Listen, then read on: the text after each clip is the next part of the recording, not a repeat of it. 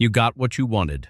The job, the apartment, the relationship, the grade, the number on the scale. Whatever it was, you hit it. And for a day, maybe a week, it felt exactly like you thought it would. And then, it didn't. The feeling faded. You looked around at your life and thought, something close to, is this it? Not out loud. You'd never say that out loud. But the thought was there, and it scared you. Because if this isn't enough, what will be? Here's what nobody tells you about achieving things. It feels good for about 72 hours. After that, your brain files it under normal. That's the job now. That's the apartment. That's your life. And the baseline resets. Psychologists call it hedonic adaptation.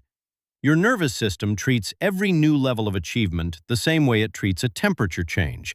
It adjusts, it stops noticing, and it starts looking for the next signal. Not because you're ungrateful, not because there's something wrong with you, because that's literally how your brain is wired to function. And it gets worse.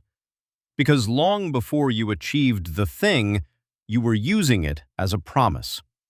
I'll be happy when I get the promotion. I'll feel like myself when I lose the weight. I'll finally relax when I have savings in the account. Psychologist Tal Ben-Shahar calls this the arrival fallacy, the belief that reaching a specific destination will deliver a permanent emotional state. But it can't. No external outcome can. The joy of arriving lasts about as long as the drive home. And then, you're just home. Here's the actual mechanism. Your brain generates dopamine not when you get the thing, but when you're chasing it. The anticipation, the uncertainty, the almost there feeling. That's where the neurochemical reward lives. The moment you achieve the goal, dopamine drops, not as punishment, as a signal. Target acquired. Move to the next one. Your brain was never trying to make you happy. It was trying to keep you moving. These are not the same thing. So you keep moving. You set a new goal. You chase it. You arrive. It fades. You set another. And somewhere along the way, you start to suspect the problem is you. That other people are genuinely satisfied with their lives and you're just broken, ungrateful, never enough. You're not. You're just running a system that wasn't designed for contentment. It was designed for survival. Here's what you actually do with that information. First, stop treating achievement as the destination and start treating it as the fuel.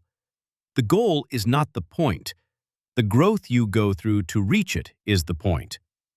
When you shift focus from the outcome to the process, the daily work, the incremental progress, the thing you're becoming, you stop outsourcing your sense of meaning to a future moment that will always disappoint you when it arrives. Second, learn the difference between pleasure and meaning.